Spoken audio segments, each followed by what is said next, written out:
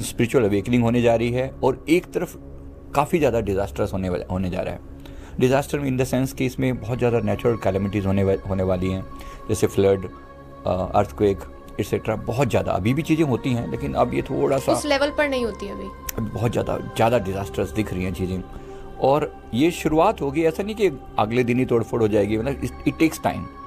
लेकिन ये ज़रूर है कि अभी तक जो साल चल रहा था, ये शनि का साल कहा जा रहा था, 2024 जो था, अब ये जैसे एक चेंज होगा टाइम आगे, तो ये 2025 से मतलब लोगों के अंदर एक स्पिरिचुअल इंक्लिनेशन ज़्यादा शुरू हो जाएगा, लोग ज़्यादा अलाइन होना शुरू हो जाएंगे, ठीक वैसे जैसे कोरोना में हुआ था। मतलब एकदम से कहाँ तो डिजास्टर हो रहा है और एट द सेम टाइम लोग स्पिरिचुअली भी अवेकन होने की और बढ़ रहे हैं, तो वैसा अब और मेजर लेवल पर होगा। तो यहाँ दो फोर्सेस जैसे दुनिया में हमेशा काम करते हैं, पॉजिटिव और नेगेटिव। तो नेगेटिव शक्तियों ने पूरा ठान रखा है कि पूरे के पूरे मतलब ओवरऑल ह्यूमैनिटी को एक नेगेटिव कर्मा की तरफ लेकर जाना है। At the same time positive शक्तियाँ अपना रोल प्ले कर रही हैं और वो बचाने का पूरा प्रयास कर रही हैं। इसमें सारे एंजल्स शामिल हैं। जितना हो सके सभी से मेरा निवेदन है, जो आपके दर्शक हैं उन सबसे मेरा निवेदन है कि अपनी स्पिरिचुअल अवेकनिंग पर ध्यान दें। 2024 में अभी तक जो हमने डिजास्टर जो चीज़ें अपने ढंग से देखी हैं, शनि का साल रहा है, लोगों के बुरे से बुरे कर्म जो छुपे हुए थे निकल कर बाहर आए। अब जो चेंज आने वाला है वो स्पिरिचुअल अवेकनिंग का टाइम है। एक तरफ डिजास्टर होगा, मतलब चारों तरफ नेचुरल चीज़ें जो प्रॉब्लमेटिक होंगी वो होंगी, at the same time awakening होगी। तो हो सके तो सब लोग अपने अपने कम से कम 1 घंटा अपनी अवेकनिंग के लिए, मेडिटेशन के लिए, आत्म जागृति के लिए अवश्य दें। साथ ही साथ जो नेचुरल कैलेमिटीज़ हमें दिख रही हैं, जिसमें दिख रहा है कि जो रिसोर्सेज की शॉर्टेज दिख रही है, मतलब जो खाने पीने की रिसोर्सेज हैं उनकी शॉर्टेज दिख रही है, और ग्लोबल आर्थिक मंदी के कारण बहुत सारे बैंक्स कोलैप्स हो सकते हैं जिसके चांसेस दिख रहे हैं। और जब ऐसा हो तो अपने आप को सेफ गार्ड करने के लिए हम क्या करें? जी बिल्कुल सर, ये तो सब जानना चाहते हैं। राइट, तो मेरा बस इतने निवेदन है कि किसी को डराना ऑब्जेक्टिव नहीं है, बिल्कुल भी नहीं। बस एकमात्र चीज़ जो मैं यहाँ पर कह रहा हूँ कि प्लीज़ बी केयरफुल। हो सकता है सारी बातें मेरी मान लो कि ट्रू ना भी हों, लेकिन फिर भी हमारे लिए प्रिकॉशनरी जो मेजर दिए गए हैं, तो मेरी प्रिकॉशंस क्या हैं? सबसे पहले तो जहाँ तक हो सके लोन ना लें। मतलब आपको लोन चुकाना पड़े, जो हमने कोरोना टाइम में सबने देखा है कितना डिफिकल्ट होता था। आपके पास आने का कुछ नहीं है और जाने को EMI जा रही है लगातार, तो कितना डिफिकल्ट होता था। एक पार्ट ये। दूसरी जो प्रॉब्लम है जो हम अपने लिए कर सकते हैं वो ये है कि कहीं ना कहीं अपने बिजनेस को ऑनलाइन करने का प्रयास करें।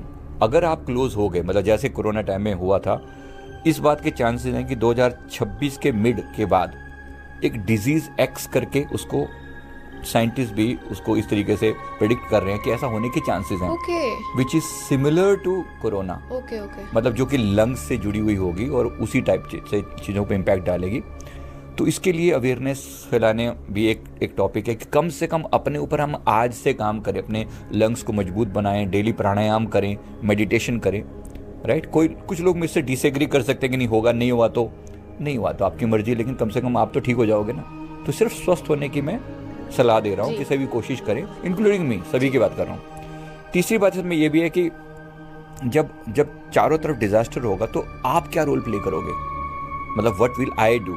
सबसे पहले तो अपना मनी बैकअप रखिए, मतलब अपना फाइनेंशियल बैकअप स्ट्रॉन्ग बनाइए। जैसा भी हो सके, आपके पास 2 के बजाय 4 फ्लैट हैं या मकान है, वो काम नहीं आएंगे।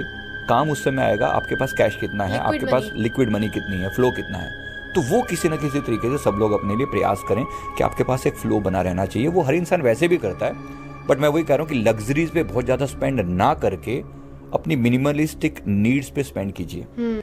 इस बात के भी चांसेस हैं कि कई कंट्रीज इंक्लूडिंग चाइना के साथ कई मुस्लिम कंट्रीज मिलकर इंडिया पे अटैक करें। ये आई थिंक भविष्य मालिका में भी लिखा गया है। यस, लिखा हुआ है, ये हमें दिख भी रहा है। इसके जो टाइम पीरियड है ये 2829 के आसपास में है। राइट, तो थोड़ा आगे पीछे चीजें प्लस माइनस हो सकती हैं, क्योंकि बहुत सारी पॉजिटिव शक्तियां उसे टालने का प्रयास भी कर रही हैं जी।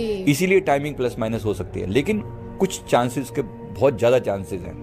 और अगर ऐसा कुछ हुआ तो इसके बाद इंडिया एक बहुत पॉजिटिव पावर बन के उभरेगा। तो ये एक बहुत पॉजिटिव साइन है जिसको लेके हम सब आश्वस्त हैं कि चलो जो होगा अंत में कल्याणकारी होगा। देखो, हम लोगों को रोक नहीं सकते, लेकिन अपने आप को स्ट्रॉन्ग बना सकते हैं। तो एक पार्ट तो ये है इसका, तो अपने आप को स्ट्रॉन्ग बना रहा। हमें इंडिया को जो मेजर खतरा है वो बाहर के लोगों से ना होकर अपनी इंटरनल इंटेग्रिटी से है। तो यहाँ जो ग्रह युद्ध हो रहे हैं ना, ये हमारे लिए सबसे ज़्यादा खतरा है। तो इसको किसी तरीके से अवॉइड कर पाएँ, खुद को खास तौर पे सनातन धर्म अपने आप को स्ट्रॉन्ग बनाए। हम किसी को नीचा नहीं दिखाने की बात करें, हम किसी को अवॉइड करने की बात नहीं करें, हम सिर्फ इतना करें हम खुद स्ट्रॉन्ग क्यों नहीं बन रहे। हम में से कितने ऐसे सनातनी हैं जो कहने को खुद को सनातनी बोलते हैं, लेकिन उन्हें कभी भी हमारे धर्म ग्रंथ नहीं पढ़ के देखे हुए। आपके व्यूअर्स जो भी देख रहे हैं, आप सोच के देखिए कितने लोगों ने अब तक श्रीमद् भागवत गीता का पाठ पूरा पढ़ा है, कितने लोगों ने समझा है, कितने लोगों ने श्री रामचरितमानस के बारे में पढ़ा है, जाना है, समझा है, इवन जानने की कोशिश करिए। बातें करते ना, ठीक है मैं सनातनी हूँ, मैं हिंदू हूँ, खाली कह देने से कुछ नहीं होता। अब समय है धर्म योद्धा बनने का। धर्म योद्धा का मतलब यह है कि मैं धर्म के लिए खड़ा हूँ, या तो मैं धर्म की तरफ हूँ या मैं विधर्मी हूँ। मतलब कोई ये ना समझे कि नहीं मैं तो जी न्यूट्रल हूँ, हम तो धर्मनिरपेक्ष हैं। यहाँ धर्मनिरपेक्ष जैसी कोई चीज़ नहीं चलने वाली। याद रखिए, आपको कहीं ना कहीं एक साइड लेनी है। आप अध्यात्म की साइड लीजिए ना, अपनी आत्मा के कल्याण की साइड लीजिए। तो प्रेडिक्शन बड़े खराब दिख रहे हैं ओवरऑल।